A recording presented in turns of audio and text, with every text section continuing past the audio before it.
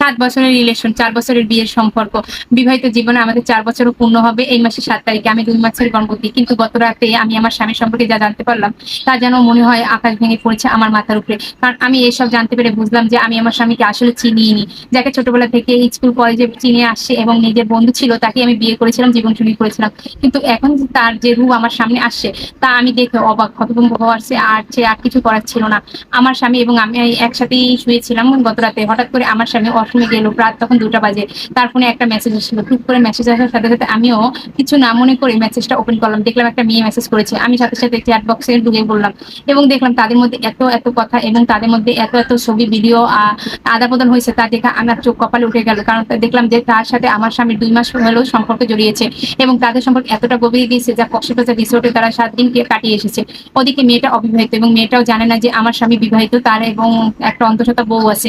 আমি একেবারেই অবাক হলাম মেয়েটির কারবার দেখে যে কিনা এই ছেলেটাকে চিনেও না, মানে আমার হাজবেন্ডকে চিনে না, জানে না সে কোথায় চাকরি করে বা কিরকম এবং সে কোন স্কুল ভার্সিটি ছিল তাও জানে না। কিন্তু অথচ তার প্রেমে পড়ে গেল। তাকে কয়েকদিন খাওয়ালো, লওয়ালো, ঘুরলো ফিরলো, তার বিছানায় চলে গেল। হায় রে, মেয়ে মানুষ খুব অদ্ভুত, খুব সহজেই মেয়ে মানুষেরা লোভে পড়ে যায়। আর দেখুন আমি যে কিনা ৭টা বছর সম্পর্ক করলাম, ৪টা বছর বিবাহিত জীবন অতিক্রম করলাম, সেও এই মানুষটার চরিত্র সম্পর্কে টের পেলাম না। সে এতটা কেয়ারিং, এতটা যত্ন করতো আমার, আমি কখনো কল্পনাও করতে পারিনি যে তার মধ্যে এত কিছু এবং সে আমার পিছে পিছে যে এগুলো করে বেড়াচ্ছে।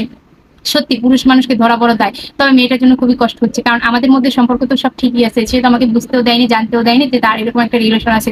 সে তো আমার সাথে সবসময় সুখী হওয়ার ভাব করছে। এমনও আছে যে মেয়েটার সাথে হয়তো সে টাইম পাস করছে। আর এই টাইম পাসের কারণে এই মেয়েটার জীবনটাই তো নষ্ট হলো। কিন্তু মেয়েটা বোকা, বুঝলো না।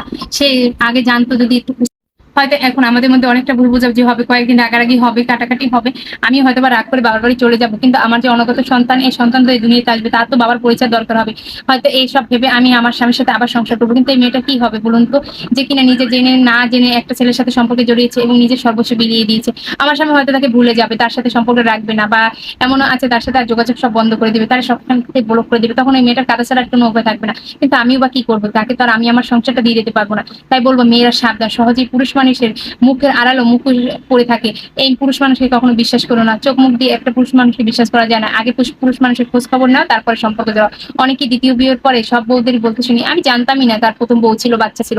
আরে মেয়ে, তুমি জানতা না শুনতা না, কেনই বা একটা মেয়ে ছেলের গলায় সহজেই ঢুকে ঝুলে পড়ো কেন? একটা যে বিয়ে মানে সারা জীবনের প্রশ্ন। তাকে জানো, শোনো, চেনো, তার পরিবার সম্পর্কে খোঁজ খবর নাও, গ্রামের বাড়ি কোথায় সবকিছু জেনে শুনে বিয়ে করো।